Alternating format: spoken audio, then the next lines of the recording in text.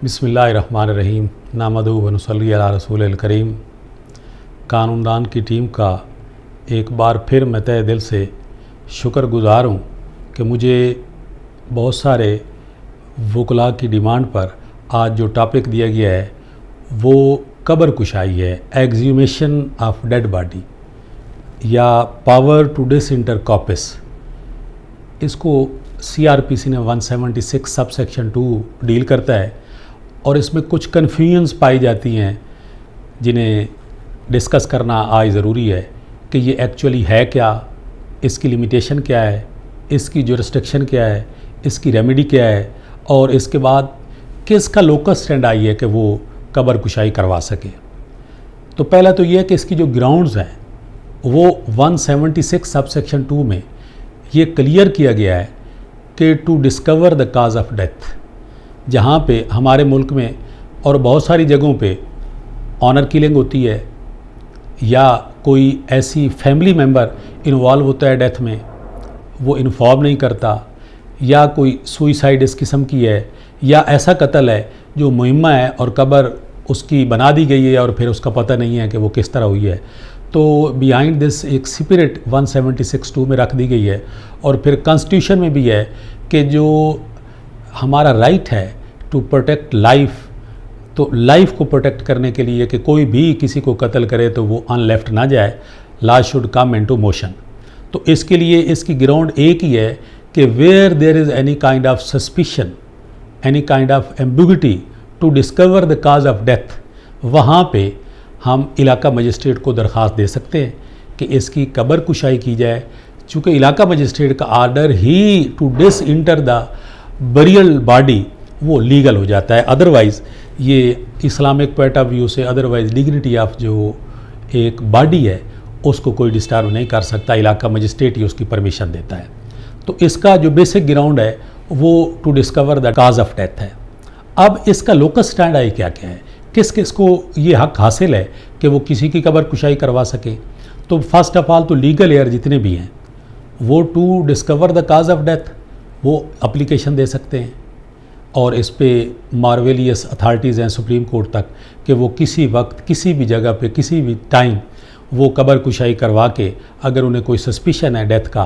तो वो अपने किसी नियर रिलेटिव का वो उसमें डिस्कवर करवा के कानूनी कार्रवाई कर सकते हैं। फिर इसके बाद दूसरा ये है कि पुलिस को इख्तियार है, पुलिस रूल 1934-25 सब सेक्शन 34 के मुताबिक SHO या कोई भी पुलिस ऑफिसर वो इलाका मजिस्ट्रेट को दरख्वास्त दे के वो कब्र कुशाई की परमिशन लेकर कब्र कुशाई करवा सकता है और फिर इन्वेस्टिगेशन कर सकता है। थर्ड लोकस स्टैंड आई है कि आया स्ट्रेंजर भी कर सकता है या नहीं कर सकता। तो ये कोई क्लॉग नहीं है कि स्ट्रेंजर वो कब्र कुशाई नहीं करवा सकता, वो भी करवा सकता है अगर उसके रीज़नेबल ग्राउंड्स हों कि सस्पिशन है और वो उसको किसी को इन हालात में दफन किया गया जिसके उसके नियरेस्ट रिलेटिव या कोई और is not going to forward to discover the cause of death, तो वो भी करवा सकता है। इस पे एक पेशावर हाई कोर्ट का डिसीजन आया था, वो है यार मोहम्मद बनाम सरकार 2017 में, कि स्ट्रेंजर के लिए ना उन्होंने एक बैरियर लगा दिया कि स्ट्रेंजर नहीं करवा सकता। वो रीज़न उसमें ये फाजिल अदालत ने मेंशन फरमाई कि रिलेटिव्स के अलावा इस्लामिक पॉइंट ऑफ व्यू से सिन है, डिग्निटी ऑफ जो बॉडी है उसको हैरास करना, उसकी डिग्निटी को वायलेट करना ये ठीक नहीं है। तो उन्होंने ये होल्ड फरमाया कि नहीं, स्ट्रेंजर नहीं करवा सकता। उस केस में सब रिलेटिव ने बयान दे दिए थे कि हम इसकी डिसइंटरमेंट नहीं करवाना चाहते, तो फाजिल अदालत ने उसको डिक्लाइन करवा दिया जबकि पुलिस करवाना चाहती थी। तो लेकिन इसके बरक्स जो बाकी कोर्टों का प्रिवेलिंग व्यू है कि वो लोकस स्टैंडाई जो एक स्ट्रेंजर है वो उसको भी कोई बार नहीं है, वो भी कर सकता है। तो इस तरह कोई भी कब्र कुशाई करवाने की इजाज़त ले सकता है इलाका मजिस्ट्रेट को दरख्वास्त देके। आगे इसका दूसरा पहलू ये है कि इसकी लिमिटेशन क्या होगी, कि कितने अरसे में होगी। नॉर्मली हम लिमिटेशन एक्ट को देखते हैं तो जहाँ लिमिटेशन प्रोवाइड नहीं की गई वहाँ लिमिटेशन एक्ट हमें 3 साल लिमिटेशन प्रोवाइड करता है। लेकिन यहाँ जो सुपीरियर कोर्ट्स के फैसले हैं स्पेशली इंडिया में और इंग्लैंड में, इस एक्सह्यूमेशन की कब्र कुशाई की कोई टाइम लिमिट नहीं है। अलबत्ता ये फ़्रांस में 10 साल है, जर्मनी में 30 साल है, तो इस तरह बाकी मुल्कों में कहीं कहीं है, लेकिन पाकिस्तान, इंडिया और इंग्लैंड में नो लिमिट, ये किसी वक्त भी किसी स्टेज पे भी दरख्वास्त दी जा सकती है। लेकिन ये है कि ये अदालतें इनके हालात व वाक़यात एग्ज़ामिन फरमा सकती हैं, वो राय भी दे सकती हैं कि ये आया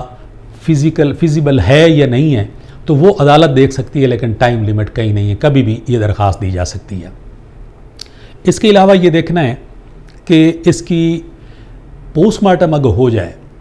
एक डेड बॉडी का पोस्टमार्टम होने के बाद बरी कर दिया गया है,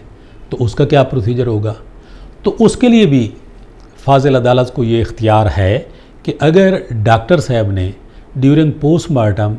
कोई अनसर्टेनिटी रह गई है या कोई पॉइंट अनलेफ्ट हो गया है या कोई ऐसी चीज़ है जो वहाँ से किसी भी तरह नेग्लिजेंटली या किसी भी तरह किसी भी शक्ल में कोई पहलू रह गया है, तो फिर उसके लिए फाजिल अदालत के लिए ज़रूरी है कि वो दोनों फरीकैन की समाअत करे, प्रोसिक्यूशन को भी सुने, अक्यूज़ की साइड से भी सुने। अगर FIR दर्ज है तो सुनने के बाद फिर वो प्रॉपर आर्डर कर सकती है, इजाज़त फरमा भी सकती है, नहीं भी फरमा सकती। ये फ्रेश पोस्टमार्टम भी कर सकती है। अदालत पोस्टमार्टम होने के बाद, बरी होने के बाद अदालत इजाज़त दे सकती है 176 सब सेक्शन 2 के मुताबिक। इसके बाद जो सबसे बड़ा पॉइंट आता है, जो लीगल फ्रेटर्निटी में अक्सर ज़ेर बहस रहा है कि ये जुरिस्डिक्शन किसकी होगी। सपोज़ कि एक कत्ल हुआ है लाहौर में, डेड बॉडी बरीड है कहीं किसी और ज़िले में, शेखोपुरा में है या मियांवाली में या कहीं और जगह पे बरीड है, किसी वजह से वहाँ पे दफन कर दी गई है, तो उसके लिए ये तरीक़ाकार होगा कि यहाँ की पुलिस, जिस इलाके में वो पुलिस का थाना फाल करता है, वो इलाका मजिस्ट्रेट को दरख्वास्त देगा, वो अलाउ करेगा। अलाउ करने के बाद थ्रू सेशन जज उस मुतलका ज़िले के सेशन जज को भिजवाएगा, और जहाँ पे वो मुदफ़न है लाश, फिर उस इलाके मजिस्ट्रेट का वो इख्तियार होगा कि वो उसको डिसइंटर करवाए और उसका वो पोस्टमार्टम करवाए। तो इस तरह ये एक रूट बना हुआ है कि इस तरह वहाँ जाएगी। सेकंड ये है कि अगर FIR भी दर्ज है और डेड बॉडी भी उसी थाने की हदूद में है, कब्रिस्तान में, तो फिर उसी इलाका मजिस्ट्रेट को इख्तियार होगा जिस इलाका मजिस्ट्रेट के पास FIR भी दर्ज है और उसकी कब्र भी वहीं पे है। एक थर्ड पोजीशन है कि कहीं से डेड बॉडी बरामद होती है और वहाँ पे ही उसको दफन कर दिया जाता है और किसी हायर कोर्ट का हुक्म नहीं है, हाई कोर्ट का या सेशन जज का किसी का हुक्म नहीं है, तो FIR भी दर्ज नहीं है, तो फिर उस सूरत में सिर्फ उसे इलाका मजिस्ट्रेट को इख्तियार होगा जिसके इलाके में वो कब्रिस्तान है। तो इस तरह इसकी 3-4 जो पहलू हमारे सामने आते हैं, इन पे जो केस लॉ डिवेल्प हुए हैं वो मैं डिस्क्रिप्शन में भी दे देंगे। खिदर हयात वर्सेस स्टेट है और ये यार मोहम्मद बनाम सरकार है और एक मीर अफजल बेग बनाम सरकार है। तो ये सारे केस लॉ इसी पे डिवेल्प हुए हैं कि क्या क्या सूरत हाल है। अब इसकी रेमेडी क्या है कि अगर एक कब्र कुशाई का आर्डर हो जाता है तो आया वो एडमिनिस्ट्रेटिव आर्डर है या जुडिशल आर्डर है, तो उसके लिए बिफोर पार्टीशन इंडियन कोर्ट्स इसको एडमिनिस्ट्रेटिव आर्डर भी कहती रही, लेकिन उसके बाद उन्होंने ही होल्ड फरमा दिया कि ये जुडिशल इंक्वायरी है, लाइक अ जुडिशल प्रोसीडिंग है, तो उसको पाकिस्तान में भी फॉलो किया गया और हमारी जो कोर्ट्स हैं वो भी यही फरमाती हैं कि ये जुडिशल आर्डर है। और जुडिशल आर्डर की जो रेमेडी है वो रवियन लाई करेगी मजिस्ट्रेट के आर्डर के ख़िलाफ़ बिफोर सेशन कोर्ट। फिर अगला प्रोसीजर ये है कि मजिस्ट्रेट के लिए कि वो क्या करेगा कि वो पहले डेड बॉडी पे गार्ड लगाएगा, म्यूनसिपल कमेटी को इतला देगा, MO को इतला देगा, डिस्ट्रिक्ट DHO को इतला देगा, और ये उनमें से सारे वहाँ पे कब्रिस्तान में वो बंदोबस्त करेंगे, वो उसकी कब्र कुशाई होगी और वहाँ पे कब्र की आइडेंटिफिकेशन के लिए जो वहाँ पे कोई इमाम मस्जिद होगा या कब्रिस्तान में कोई वहाँ पे होगा जो कब्रें बनाते हैं, उनका स्टेटमेंट लिखेगा कि ये कब्र उसी की है, कब्र की शनाख्त की जाएगी। शनाख्त करने के बाद फिर उसको एग्ज़ामिन करने के बाद फिर मुदफ़न किया जाएगा उसी तरह, और फिर डॉक्टर अपनी रिपोर्ट बनाएगा और वो जज साहब अपना वहाँ पे बयान लिखेंगे कि फ़लाँ फ़लाँ पुलिस ऑफिसर वहाँ पे तैनात था, डॉक्टर साहब वहाँ पे आए और ये जो गोरकन था उसका बयान है, ये इमाम मस्जिद का बयान है, वो पूरी एक इंक्वायरी फिर सबमिट करेगा। तो इस तरह ये प्रोसीजर जो है ये फॉलो किया जाएगा। That's all.